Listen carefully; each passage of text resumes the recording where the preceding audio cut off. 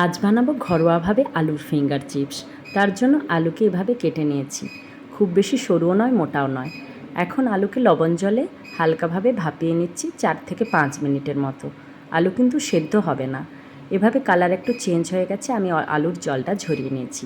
এখন সুতির কাপড়ে জলটা শোক করিয়ে নিচ্ছি। কর্নফ্লাওয়ার নিয়ে নিচ্ছি 3-4 চামচ।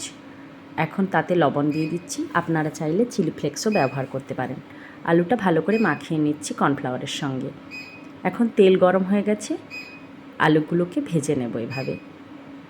মিডিয়াম আঁচে ভেজে নিচ্ছি। আমি দুবার করে ভেজে নেব। প্রথমবার এভাবে ভেজে নিচ্ছি, তারপরে একসঙ্গে সমস্তগুলো দিয়ে ভেজে নিচ্ছি। এতে একটু কড়কড়েও হবে। মুচমুচে এই জিনিসটি গরম গরম পরিবেশন করতে হবে সসের সাথে। খেতে কিন্তু মজাদার। আপনারা অবশ্যই ট্রাই করুন।